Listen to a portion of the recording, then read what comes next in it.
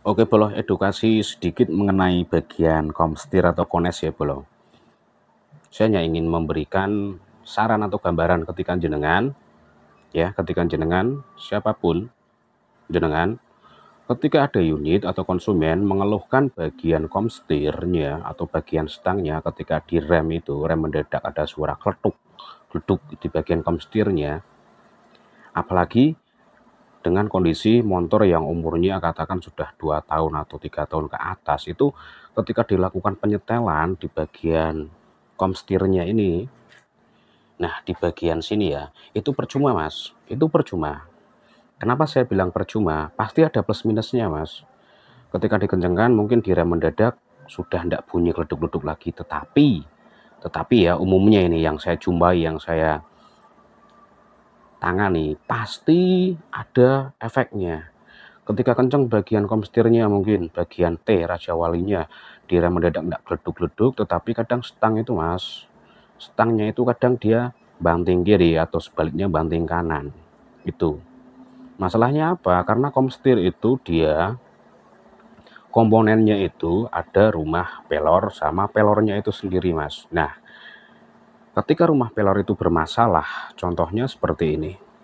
Nah, ketika rumah pelor itu bermasalah seperti ini Mas, ini saya contohkan saja ya. Nah, ketika rumah pelor ini ada masalah di bagian sini, nah ada semacam goresan atau cekungan ya, otomatis pelor itu akan tertahan di sini Mas. Nah, makanya komstir itu terasa oleng kiri atau sebaliknya oleng kanan, tidak bisa balance di bagian tengah-tengah, posisi center itu. Contohnya ini sudah sering bolak-balik atau bolak-balik dilakukan penyetelan ulang mungkin. Terlihat dari bagian bibirnya ini, bibir murnya itu sudah agak lower, pasti dilakukan pemukulan. Kenapa dilakukan pemukulan? Pasti komstir ini kendo atau longgar gitu loh. Nah, ketika komstir itu bagian rumah pelornya itu sudah mengalami aus seperti ini, pasti itu tidak enak dikendarai, bisa setir itu banting kanan atau banting kiri, intinya tidak balance ya. Nah, ketika dilakukan penyetelan itu hasilnya tidak maksimal karena di bagian sini sudah mengalami nah cekungan seperti ini.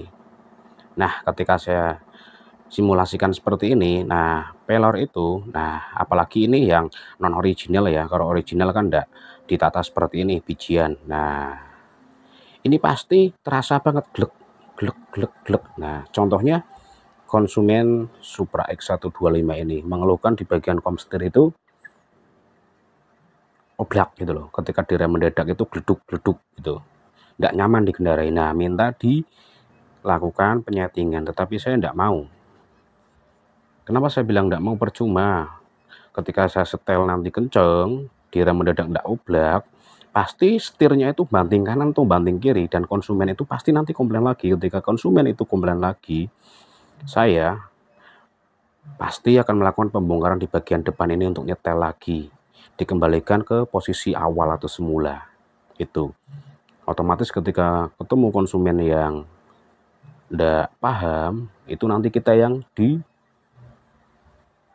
atau yang dikomplain gitu loh. Nah, makanya khusus komstir ketika terjadi kerusakan atau aus ya, alangkah baiknya itu dilakukan penggantian. Usahakan yang original, jangan yang non original seperti ini. Ini contoh yang non original ya, saya simulasikan contoh yang non original.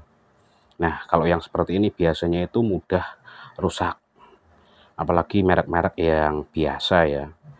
Merek-merek yang biasa itu mudah rusak, walaupun di sini dikasih grease atau stempel yang banyak, pasti durability ketahanannya itu berbeda dengan yang original. Kalau original kan tanpa rumah seperti ini, dia ditata satu biji. Kalau ini kan mudah untuk pemasangan, tetapi untuk durability-nya berbeda. Itu khusus untuk bagian komstir. Nah, makanya ini saya tidak mau nyetel. Tetapi nanti saya jelaskan ke konsumen, kalau mau ganti ya silahkan, tetapi dengan catatan usahakan yang original. Kalau yang non original pasti dipakai beberapa bulan, 3 hingga 6 bulan pasti bermasalah lagi. Itu yang saya alami, walaupun saya pasangnya dengan menggunakan pola misalkan tracker ya, sudah benar-benar senter atas bawah bagian mangkoknya, sama saja hasilnya berbeda. Ketika saya masang yang kualitas original itu bertahan 1 hingga 3 tahun seperti itu.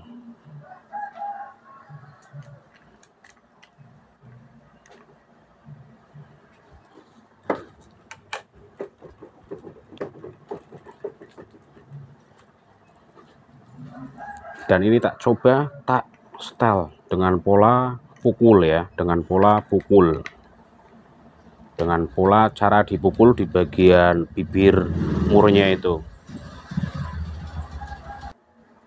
Oke ya bolo, jadi seperti itu konsepnya ketika menemukan unit dengan permasalahan komstir.